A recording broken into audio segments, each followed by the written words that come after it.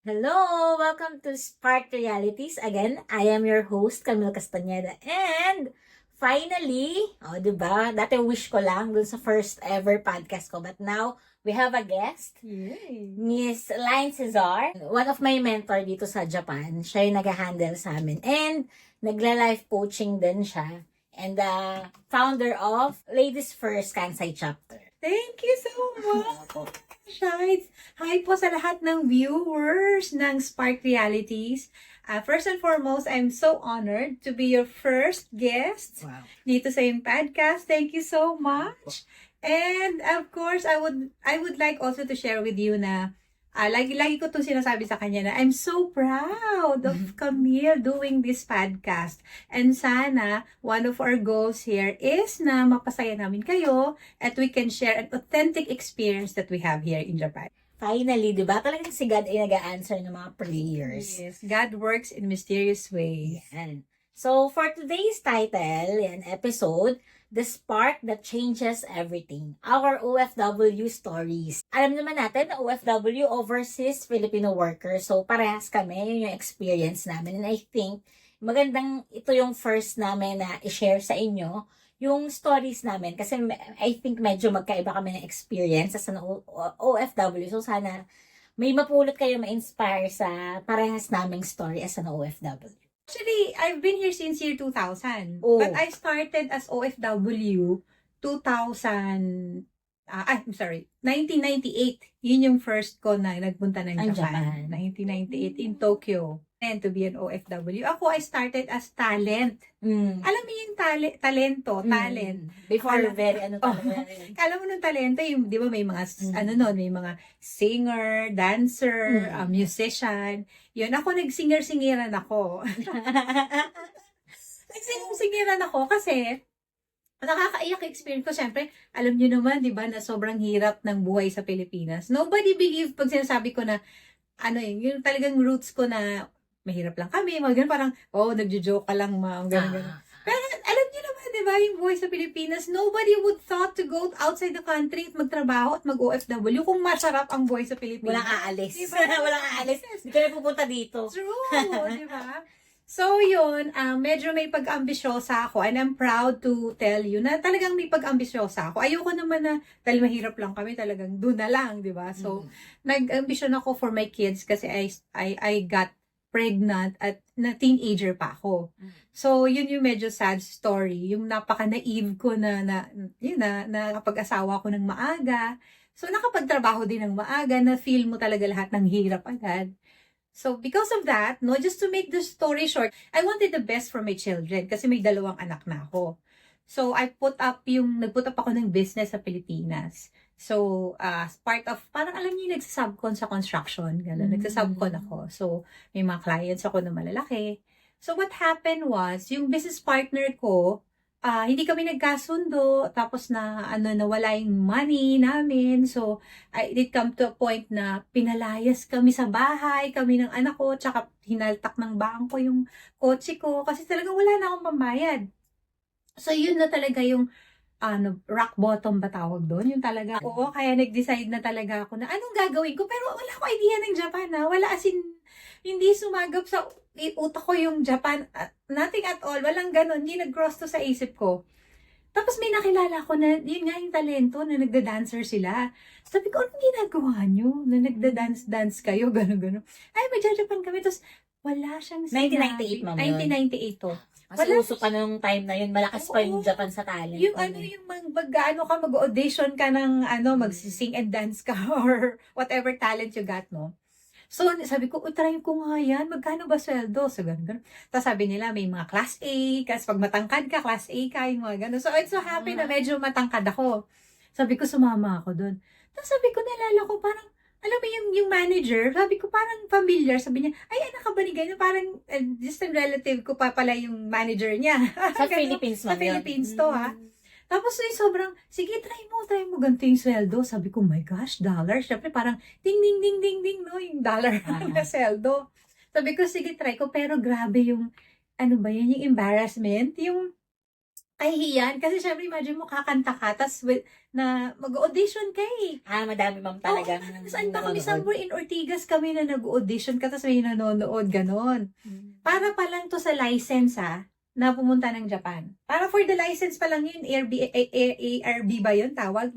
ARB na license to work as entertainer sa Japan. Para pa lang doon, sobrang kahihiyan na dahil syempre kakanta ako, hindi naman ako talaga singer. Meron akong konting talent na ginagamit ko sa restroom. Nakawid niyo yun? Oo, Nakakanta kayo? Wow. Yan, kakanta. So, sige, nabigyan na. So, story short, nabigyan. Tapos, ang bilis lang. Tapos, nag-audition ako yung dito, parang establishment, may club pala, sa Tokyo muna. Alam mo ba, pagdating ko na, natanggap na ako. So, 1 month of your salary, ibibigay sa Pilipinas. So, like, 1,500 ata dollars yung salary. Yung unang sahod. Unang sahod. Ibibigay na sa yun 1 month in advance. Nako, the struggle was, nung dumating ako ng Tokyo, hindi ka naman pala kakanta. Hindi ka kakanta. Yun lang yung sinabi sa inyo sa Philippines, nakakanta kayo. Oo, ka sa customer. Kasi club siya eh. Entertain the customer. Entertain ka ng customer. So, alam mo ba, grabe. But I still have a friend na kasama ko nung first timer ko na naging close girl talaga kami. Alam mo what happened? Ano ba to? Umiiyak ako every night kasi hindi ko matanggap yung work. Na talagang How long ma'am kayo dun sa supposedly 6 months. Supposedly 6 months kang maggaganon. Hindi ko kaya. Sabi ko dun sa manager ko, tita, hindi ko na kaya. Uwi na talaga ako. Sabi niya, di ba binigay yung sa'yo yung cash advance? Babayaran, magkakautang ka patuloy. Di ba? Kasi binigay na sa akin yung money bago umalis. Sabi ko, okay lang. Sabi niya, sige, tiisin mo lang ng 3 months. Tapos ang experience ko doon was sobrang grabe kasi yung mga kasama kong talent din, nag-aaway sila about dahil sa customer. Sa customer. Oo, talagang, alam mo, mere knuckles sila talaga nasuot. Nagsusuntuan. Mga girls to As in, mga babae. Talagang nag-aagawan sila ng akin yan. Akin. Sasabi ko, grabe talagang traumatic yung experience ko noon. So, 3 months, sige, tiniis ko ng 3 months. Tapos, meron kasi doon na waiting area eh. I have a friend that could prove this. Na friend ko siya until now, kasama ko nung first timer. Her name is Jackie. Sabi niya, pag nandun kami sa waiting area, sayo-sayo kami, mga palakpak pa akong ganun. Pero pag pinaupo mo na ako sa guest, natatakot kasi ako. Because I have this image of Japanese ng Yakuza, yung mga samurai, yung nakakatakot. Yun ang image ko dahil yun naman ang history lesson natin, di ba? Saka iba kasi yung language nila. Iba yung tone nila eh. May ibang tone ng Japanese eh. Nakakatakot kasi nga yung image yung panahon ng gera, yun yung image ko noon. Yung nung nag-aaral tayo sa school na yung panahon ng gera, yung mga ganun. So sobrang hindi ako talaga comfortable with them. Pero natiis ko yung 3 months. In short, 3 months umuwi ako. So yun, sabi ko nila, hindi para sa akin to Japan. Maghanap na lang ako ng ibang racket sa Pilipinas ulit, whatever. Tapos yun, nag-stay muna ako sa Pilipinas, nag-apply ako ng iba-ibang trabaho. 2000 kayo bumalik? So, 2 years lang. Oo, so that was parang end of 1998. Umuwi pala ako niyan parang 1999 na. So kasi 3 months, parang end of 1998 eh. So nung 1999, wala. Nag-struggle sa Pilipinas. Sabi ng manager ulit, sige na, try mo ulit sa Osaka naman. Sabi niya gano'n. Okay. Sabi ko, sige na nga, try ko ulit. Talent ulit. Okay. Kasi sayang naman yung license ko, di ba? Remember, nakwento ko, meron akong may license. Gano'n katagal yun, yung license? 5 years yata yung license na yun. I don't really remember in particular. Pero hindi lang siya visa. Parang license lang siya from the Philippines. Oo. Pag mag-a-apply ka ng visa, yun yung pepresent mo. Para na licensed entertainer ka, parang gano'n. Tapos, so, to year 2000, sabi ng tita ko, sige na, magtry ka. Yung manager ko nga, tawag ko siyang tita. Nagpunta ako dun sa audition nang naka-shorts and t-shirt. Sabi ko, sige na nga, try ko. Nakuha ako, natanggap ako. So, sabi ko, sige na nga. Mas malaki yung budget. Sabi ko, parang $2,000 na nun.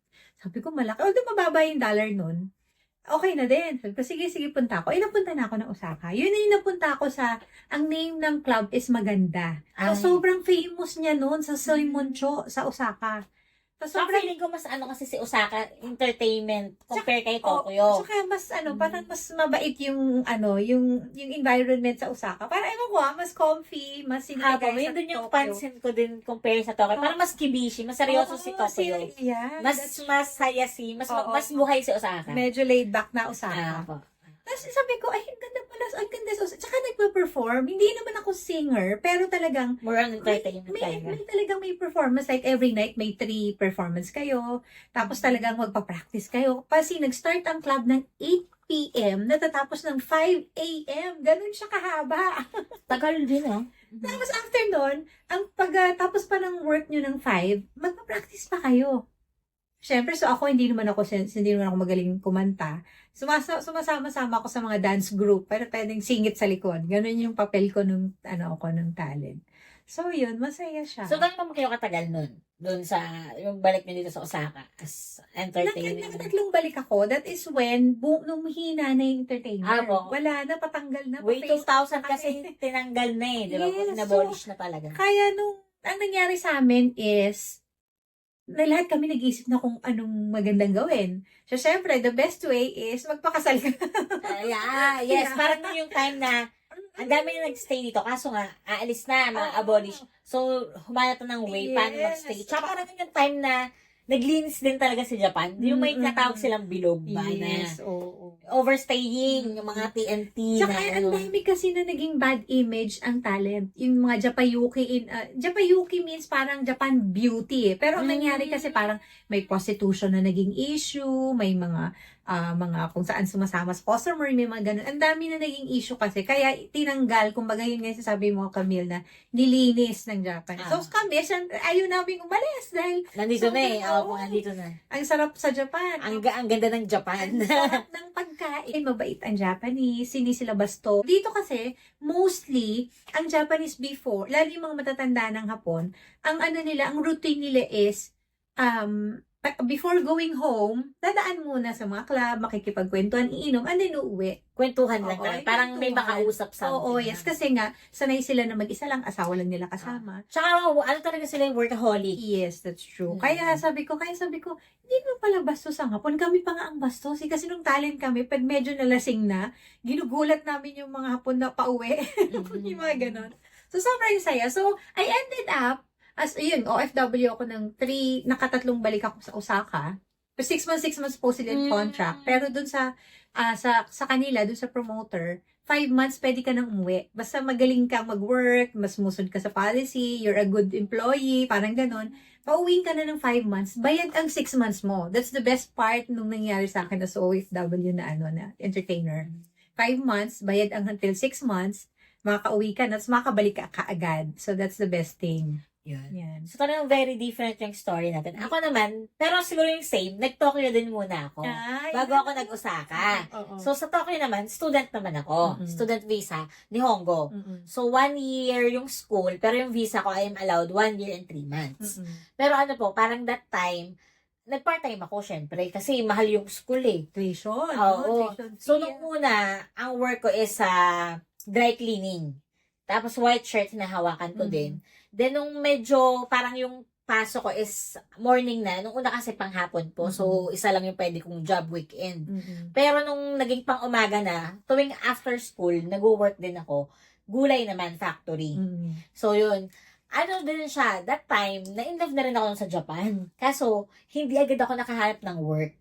So, mag-expired si visa ko. Umuwi din po ako. 2018 ako nag-student. 2019 ako umuwi. Yun. Tapos, pero sabi ko talaga, babalik ako. Kasi nga, ang ganda ng Japan. Parang meron siyang parang kulang yung 1 taon mo. May something talaga dito Oo, sa Japan. na May parang- something. Yun nga, food, yung siguro yung transportation nila, parang siya, ang convenient. Convenient. Ano mo Polite talaga. yung mga tao, yung mga Japanese, super polite. Tapos, ang ganda talaga ng place. Tapos, ang dami, malaki kasi sa Japan, so madami ka talagang ang rich din ng kultura. Yun. Yun naman. Tapos, nung bumalik naman ako, kasi nung student ako, wala pang SSW po. 2019. Opo. Ang SSW. Opo. Umuwi na ako ng March. So, tapos nag-pandemic. Yun. Nung bumalik naman ako yun, SSW1 sa caregiving. Osaka naman po ako natanggap. Ayan. Yun. So, nakabalik naman. So, ito na yun. Yung Ito na- nakita tayo. Opo, ito na. Nakita tayo. Doon na kami nag-meet. SSW. Siya yung handler nung, may agency kami sa Philippines, then meron din dito sa Japan. Si ma'am yung pinaka-handler namin. Siya yung naka-assign sa amin. Siya yung sumasama sa City Hall. Ang company siya yung nag-interview sa amin. If Oo. kamusta kami sa work. Yan, doon kami nag-meet. So, for Yan. those who doesn't know, ano yung SSW, Specified Skilled Worker, ibig sabihin nun. So, yun yung magte-test ka sa Pilipinas ng English, Japanese, tapos yung basic Japanese. Tapos, pag napasa mo yun, pwede ka na mag-apply as caregiver. Kung anong, actually, iba-iba siya, di ba? Parang, Iba-ibang may kategorya. sa food, Oo, yeah. food service, may hospitality like sa hotel. So, iba-iba siya na pwedeng SSW1 yung tawag nila. Yeah. Good for 5 years siya. So, yun yung visa ko dito. Yun. So, yun yung aming, kumbaga, naging start ng journey namin as an OFW.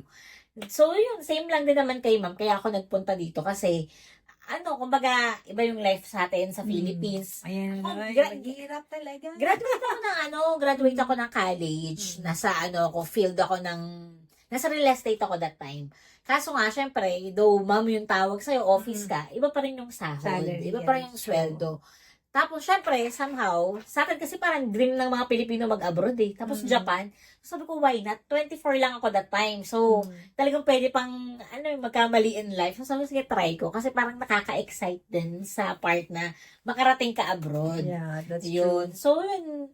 Tapos yun, na-in-love na ako. Kaya, babalik talaga. Ayan.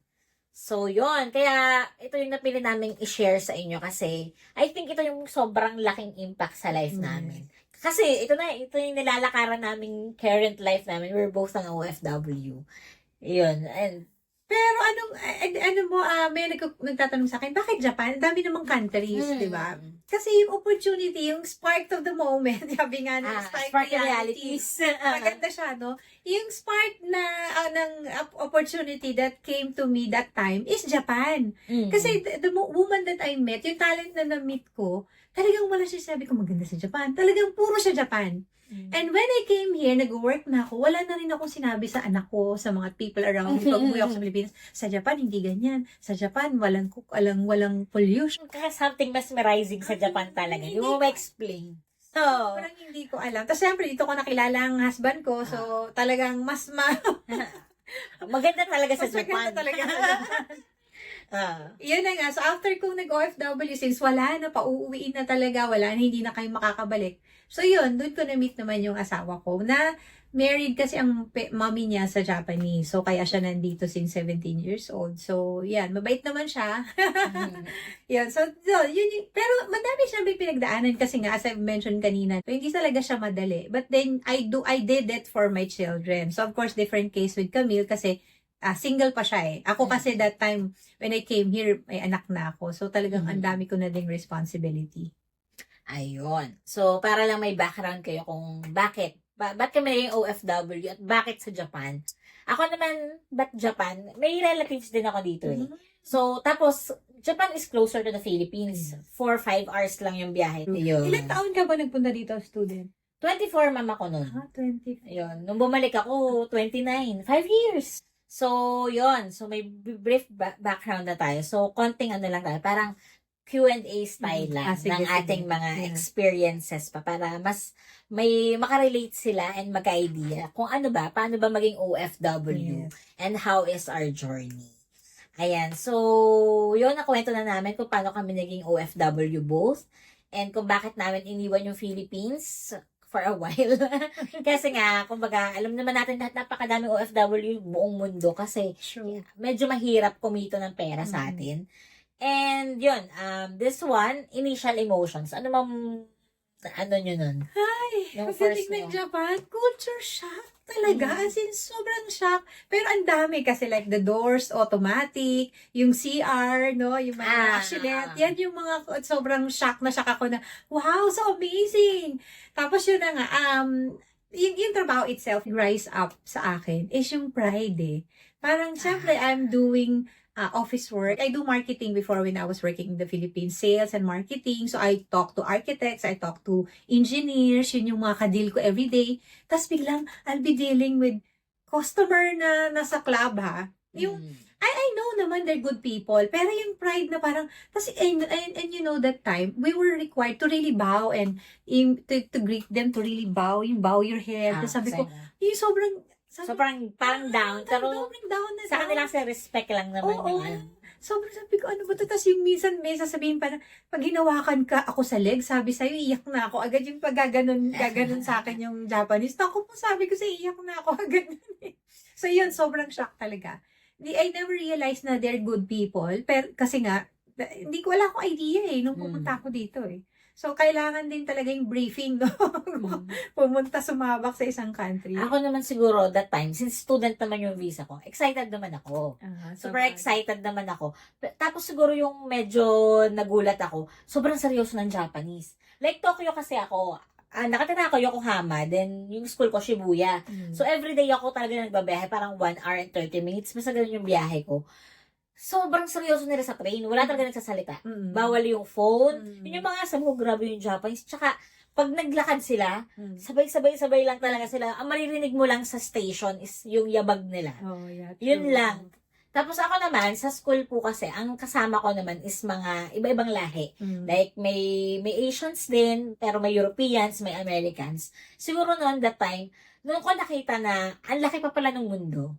So, kasi 24 medyo young pa nung nag-start mag-work. Sa Philippines kasi parang may nakabox ka lang. Ito yung dinraduatean mo, ito ka lang. Tapos, parang mayroon sa ating standard na ito lang dapat yung work mo, may blue collar job. Parang iba na yung tingin nila. Pero nung nakarating ako dito, iba pala. Sabi ko nga, you could be anything, anyone that you want. Na ang laki ng mundo, bahala ka kung ano gusto mo as long as nasa right ka naman, kasama ng si God. Sabi ko, ayun, doon ako na-excite. Tapos, iba-ibang culture, iba-ibang perspective sa life. Tsaka maganda exposure mo kasi iba-ibang country. Opo, yun. Na parang, klase mo, no? bawal, ang kaklase ko naman sila, tapos Japanese, di talaga nakapag-Tagalog. Napapagod na ako minsan kasi English lang o kaya ni Hongo. Bawal yung time for Just minsan pati kasi since hindi mo siya first language, talaga nauubusan ka kahit English di ba? Oo, tsaka nakapagod. Pag-bis na ayoko nang magsalita ko ginakausapin.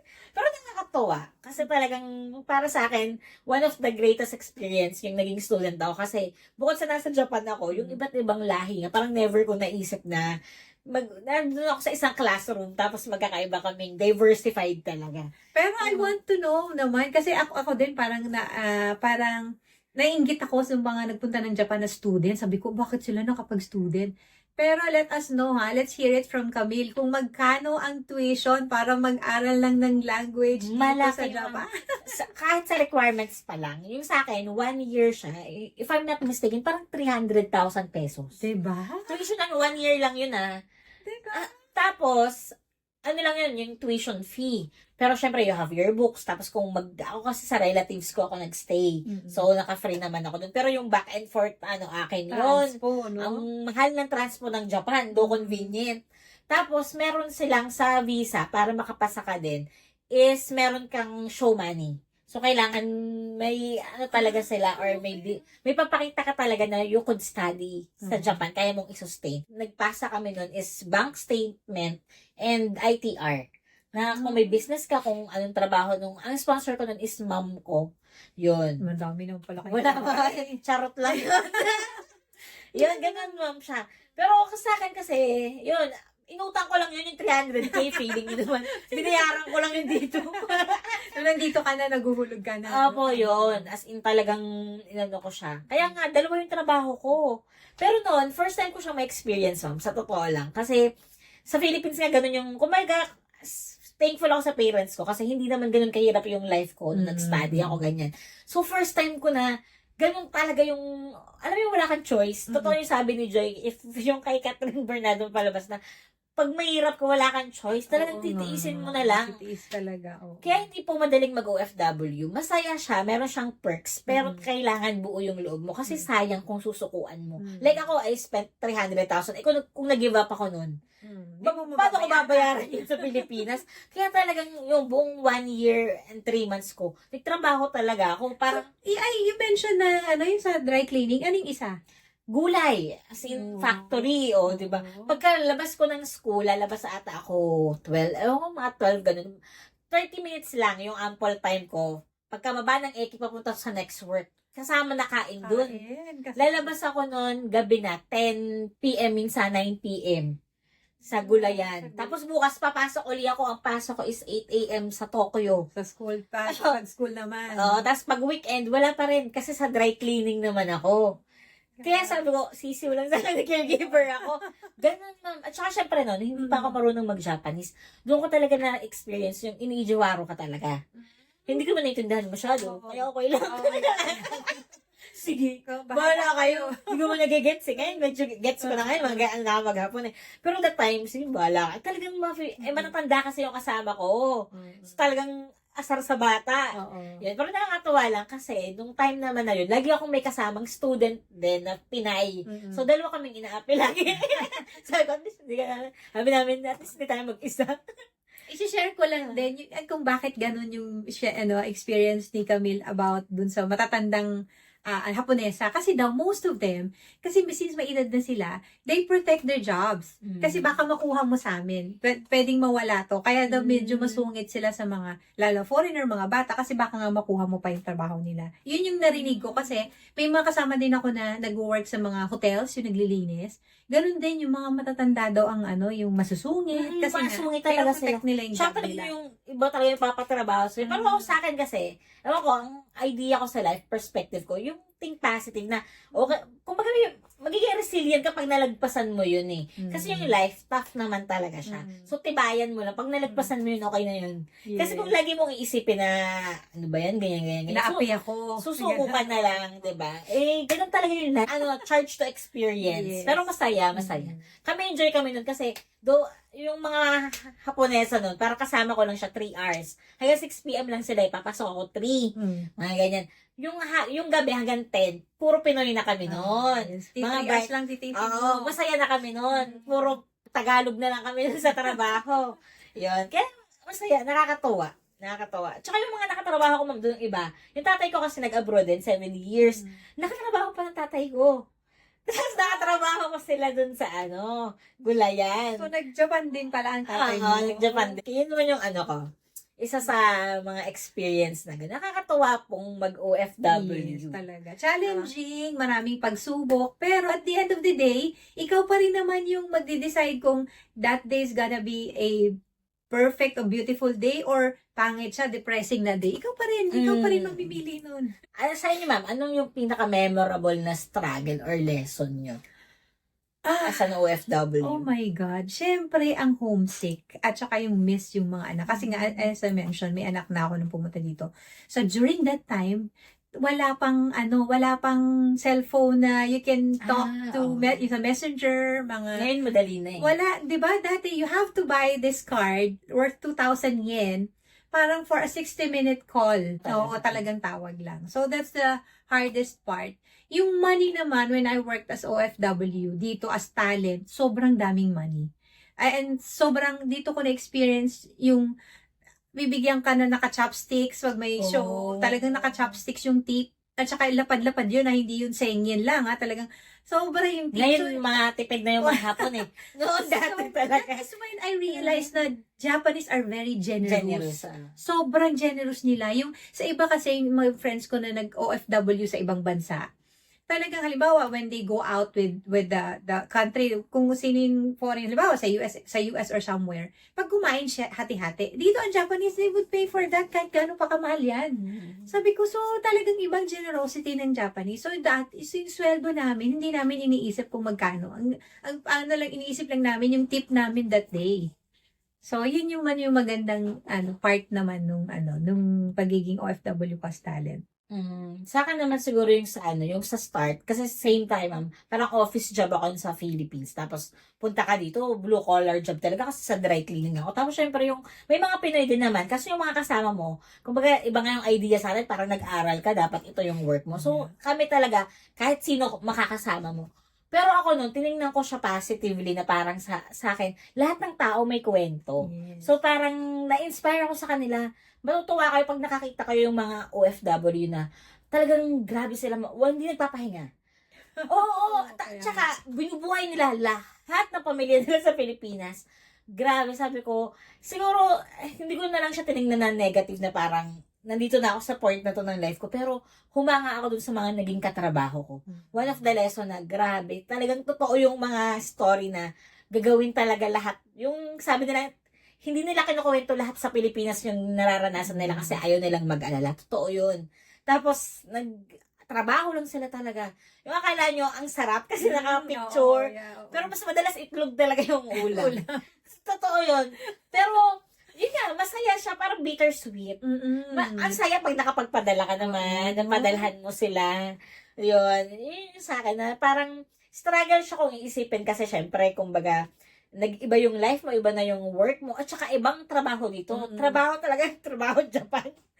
Bawal talaga, like, ang trabaho ko ma'am noon, parang 8 to 5 din siya. Depende kung gaano pa kadami yung labada ba, ganyan. So, pero usually 8 to 5. Pero noon, kasi nga, puro Pinoy yung kasama ko madami, ayaw nila mag-break. Ang break time lang nila, dapat is 30 minutes, yun talaga yung allowed. Kinakat pa nila ng 15 minutes. So, para bayad pa rin yung 15 minutes nila. Ganito mo talaga katindi ang pangangailangan ng mga Pilipino. So, imagine nyo, 8 to 5, uupo lang ako ng 15 minutes. The rest, pagpasok mo ng trabaho, nakatayo ka na. Hanggang 5 ng hapon. Nakabike pa ako nun pa uwi kasi nagtitipid ako, kaya lakad ako. Kaya grabe talaga, magiging resilient ka talagang titiisin mo talaga. Kaya kung maarte ka na, ano ba yan ngayon sa akin na, hindi talaga. Pero sa akin, wala, nakakatuwa na, bata pa ako nun eh.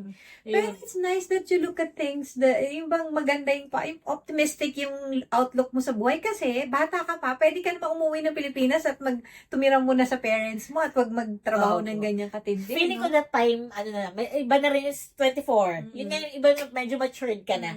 Alam mo na, life is tough and hindi naman yun forever, yun ang scenario mo.